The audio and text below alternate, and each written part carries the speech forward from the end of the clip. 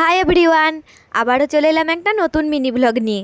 আজকে দেখো আমি তাড়াতাড়ি রেডি হয়ে নিয়েছি, কারণ আজকে আমরা আবারও যাব মেলা দেখতে। আমরা সবাই এখানে এসে গেছি, শুধু দেবদূত আসেনি বলে দাঁড়িয়েছিলাম। আর আমরা কোথায় গিয়েছিলাম বলো তো?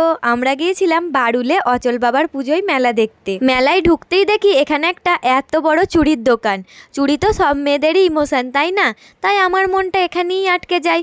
আমার তো আর যেতেই ইচ্ছা করছিল না, কিন্তু কি আর করব, তাও মনকে সান্ত্বনা দিয়ে পাশের দোকানে চলে এলাম। এই দোকানটায় আসতেই আমার চোখে পড়লো এই নুনদানিগুলো।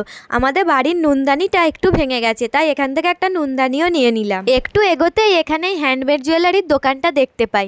এখানে খুব সুন্দর সুন্দর চুড়ি, হার, কানের সবই ছিল। আমার তো মনে হচ্ছিল সবই নিয়ে নিই, কিন্তু কি আর করব, সব নিতে গেলে আমাকে বিক্রি করলেও এত টাকা মনে হয় হবে না। তাই এখান থেকে একটা চুড়ি আর এই হারটা আমি নিয়ে নিয়েছিলাম। কিন্তু এই হারটা আমি কিসের সাথে পরবো? আমার তো এই কালারের কোনো জামাই নেই। তারপর পরে ভাবলাম হারটা যখন নিয়েই নিয়েছি, পরে এই হারটার কালারেরই একটা জামা কিনে নেব। বাড়ি গিয়ে আমার মাকে এই কথাটা বলতেই আমার মা বলছে, আগে তো মানুষ জামা কেনে তারপর হার কেনে, আর তুই কি ধরনের পাগল যে আগে হার কিনে তারপর বলছিস ওই কালারেরই জামা কিনবো। এরপর একটু ঘোরাঘুরি করে আমরা ফুচকা খেয়ে নিই। আর মা বলেছিল যে বাড়ির জন্য একটু জিলাপি নিয়ে আসবি।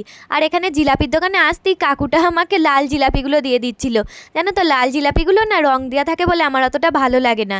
তাই আমি এখানে বাড়ির জন্য 500 জিলাপি আর কাঠি গজাও নিয়ে নিই। মেলা থেকে আমি, দেবদূত আর সুকন্যা একটা করে পাখা কিনে নিয়েছিলাম।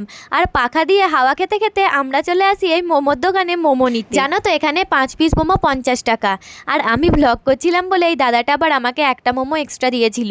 আমি ভাবলাম এবার থেকে সব দোকানে গিয়েই ভ্লগ করব, তাহলে যদি কিছু এক্সট্রা পাওয়া যায় আর কি। তারপর আমরা চলে আসি ঘুগনির দোকানে। আর এখানে সবাই 1 প্লেট করে ঘুগনি নিয়ে নিই। আমি খেয়ে টেস্ট করে দেখছিলাম যে ঘুগনিটা কেমন হয়েছে।